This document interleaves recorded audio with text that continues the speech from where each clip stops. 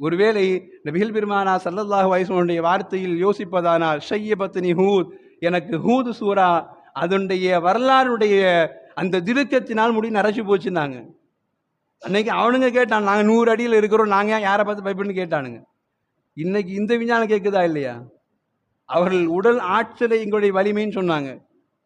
இன்னைக்கு நாம் வாழ்கிற 20ஆம் நூற்றாண்டு பேசுகிறது, நாங்கள் விஞ்ஞானத்தின் உச்சத்தில் இருக்கிறோம், நாங்கள் முன்பதாகவே எந்த தவறையும் நாங்கள் கணித்து விடுவோம், எந்த சுனாமியை நாங்கள் கணிச்சிருவோம், எவ்வளோ பெரிய அழிவை நாங்கள் கணிச்சிருவோம். ஏன்னா நாங்கள் அந்த அளவுக்கு இன்னைக்கு 5G 6G 10Gங்கிற அளவு நாங்கள் முன்னேறிட்டு போய்கிட்டே இருக்கிறோம். எங்களுடைய அறிவினுடைய ஆற்றல் வளர்ந்து கொண்டே போகிறது. நாங்கள் செயற்கை நுண்ணறிவில் நாங்கள் புதிய உச்சத்தை தொட்டு விட்டோம் என்று அவனுங்க உடல் வலிமையை முன்வைத்து பேசினாங்க. இன்னைக்கு இந்த சமூகமும் விஞ்ஞானமும் அறிவினுடைய ஆற்றலை முன்வைத்து பேசுகிற இடத்துல நபிகள் பெருமானா ஸல்லல்லாஹு அலைஹி வஸல்லம் யோசித்தார்களோ என்னவோ, என் சமூகம் அவர்கள் உடல் ஆற்றலை முன்வைத்தது போன்று என் சமூகம் அறிவினுடைய ஆற்றலை முன்வைத்து ஏமாந்து விடுவார்களோ என்று ரசூலுல்லாஹ் யோசித்தார்களோ என்னவோ.